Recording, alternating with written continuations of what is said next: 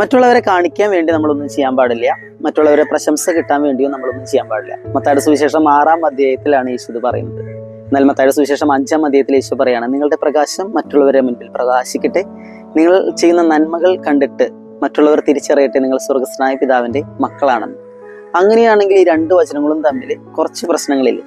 എന്നാൽ മത്തായിയുടെ സുവിശേഷം 6-ാം അധ്യായത്തിൽ ഈശോ പറയണ 3 കാര്യങ്ങൾ വളരെ പ്രത്യേകമായിട്ട് മറ്റുള്ളവരുടെ മുൻപിൽ നിങ്ങൾ കാണിക്കാൻ വേണ്ടി ചെയ്യരുത്. ഒന്ന്, നിങ്ങൾ ചെയ്യുന്ന നന്മ മറ്റുള്ളവരെ കാണിക്കാൻ വേണ്ടിയാകരുത്. കാരണം നന്മ ഇപ്പോഴും നമ്മുടെ ഹൃദയത്തിന്റെ നിറവിൽ നിന്ന് വരണം. മറ്റുള്ളവരെ കാണിക്കാൻ വേണ്ടി ചെയ്യുമ്പോൾ നമ്മുടെ ഹൃദയത്തിന്റെ നിറവിൽ നിന്ന് വരുന്നതല്ല, നമ്മുടെ പ്രശംസയ്ക്ക് വേണ്ടിയിട്ടാണ്. അങ്ങനെയാവരുത് നന്മ ചെയ്യേണ്ടത്. നന്മ നമ്മുടെ ഹൃദയത്തിന്റെ ഉള്ളിൽ നിന്ന് വരണം.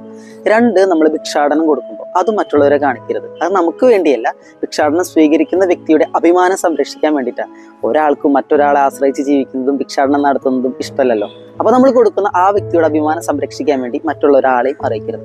3, നിങ്ങൾ പ്രാർത്ഥിക്കുമ്പോൾ അതും ബാക്കിയുള്ളവരെ അറിയിക്കരുത്. കാരണം ഞാനും എൻ്റെ ദൈവവുമായിട്ടുള്ള ബന്ധം എന്ന് പറയുന്നത് ഭാര്യ ഭർത്തൃ ബന്ധം പോലെയാണ്. വളരെ രഹസ്യാത്മകമായി അവരും മാത്രം പരസ്പരം സ്നേഹത്തിൽ ഒന്നായിരിക്കുന്ന ബന്ധം പോലെയാണ് ഞാനും എൻ്റെ ദൈവവുമായിട്ടുള്ള ബന്ധം, എൻ്റെ പ്രാർത്ഥനാ സമയം. അത് നാട്ടുകാരെ അറിയിക്കേണ്ട കാര്യമില്ലല്ലോ. അവിടെ ഞാനും ദൈവം മാത്രം പോലെ.